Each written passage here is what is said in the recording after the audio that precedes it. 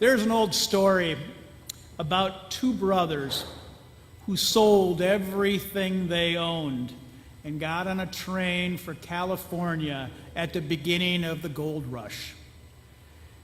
They thought they were smarter than everybody else and that they would strike it rich. So they got to California and they bought their prospecting tools and went to find a claim.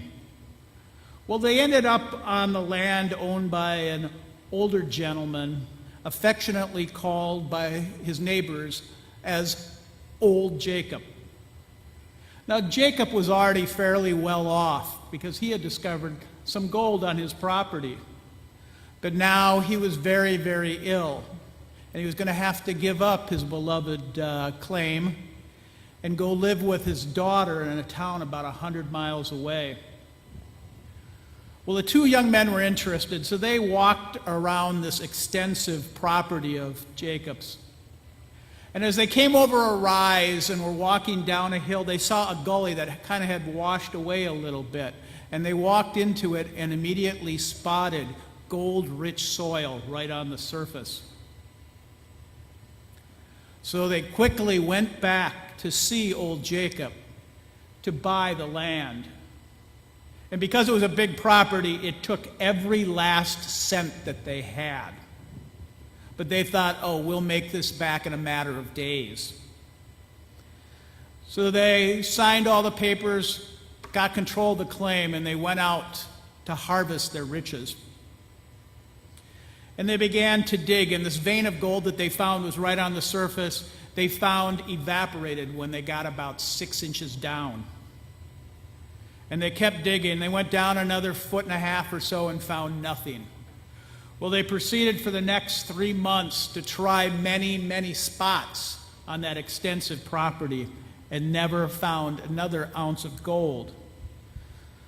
So discouraged, they decided that they would head home. So they went and they were going to try to sell off the property and get whatever they could get for it. And they were at the rail station, and there was this seemingly wealthy-looking gentleman getting off of the train. Now, the man's name was Earl.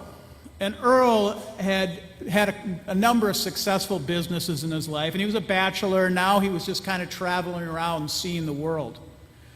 Well, the young men told him about this property, and he said, oh, that's not very much money, and he bought it. And the boys headed home. Earl knew absolutely nothing about mining. But he had been a successful businessman, so he knew he'd have to find someone who was an expert to help him. So he talked to a number of the people in the area, and he found out that, yeah, there was a successful miner that owned that property before, but he didn't live there anymore. So for the next couple months or so, Earl went out and tried to find that previous owner, and he eventually tracked old Jacob down in this town with his daughter. And he went and called on them, and they welcomed him, and they had a very nice conversation. But at this point in time, old Jacob was now dying. And as a matter of fact, he was bedridden. And as the conversation went on, he got weaker and weaker. So then Earl got around to finally asking him about the property and how do I find gold on it. Earl was so weak he could only spit out a couple short phrases. And Earl, so the two phrases that he told Earl were, work harder, go deeper. Well, Earl took that advice and he went back to the claim. And he knew this area where these two boys had found gold some months earlier. And he started digging there. And for the next 2 months, he dug. And he removed several large boulders and yards of topsoil, going down another 4 or 5 feet in this one spot. And he eventually hit gold. Over the next 2 years, Earl, and with the help of a team of men he had to hire, pulled out enough gold to make him a millionaire several times over, simply by working harder and going deeper. In today's gospel, we hear the story of the Canaanite woman who wants Jesus to heal her daughter. And when I hear this story, I look at kind of Jesus' behavior. It seems kind of, if you want to say, almost non-Jesus-like.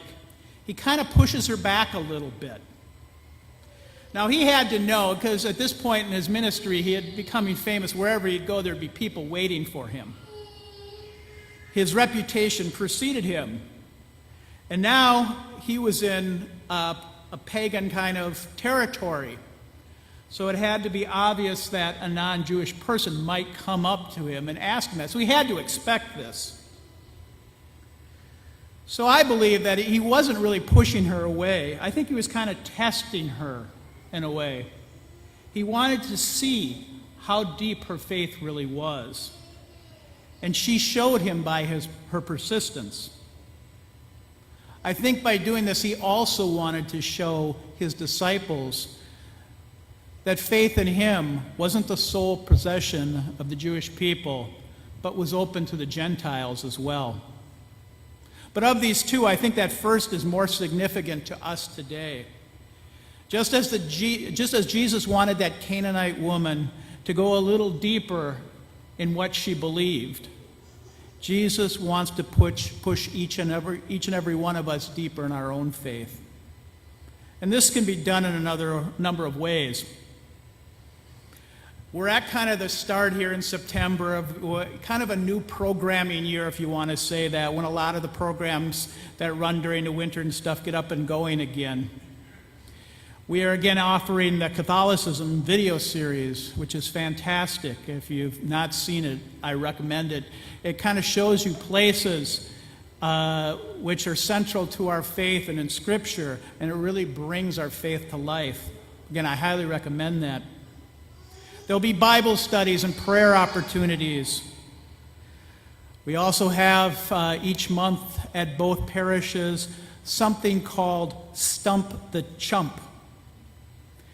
And that's where you get to ask a noted theologian, Father Gene, all kinds of difficult questions about the faith. I think it should be referred to, put the priest on the hot seat. Maybe you're not baptized, or maybe you've never actually became officially Catholic. Maybe for whatever reason you never got confirmed. Another option for you to go deeper then is our RCIA program, and that will be starting up again this fall.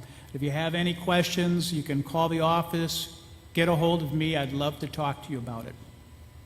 These are all ways to go deeper, but you don't have to go in this necessarily a structured thing. It could be as easy as just maybe reading a book or two, going to the library, going to a bookstore or online, buying a book about the church, about Catholic spirituality, or maybe just something to help you in your prayer life.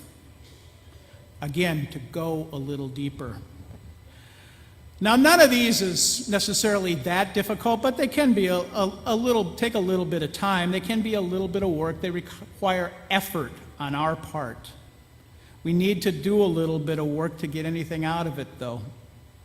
And just as that Canaanite woman had to be persistent to get what she wanted from Jesus, we must continue to be persistent to get what we want and to grow in our faith.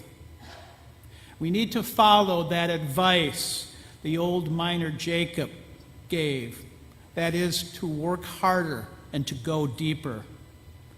And if we do, we will find that treasure that we seek. That treasure more valuable than gold or money.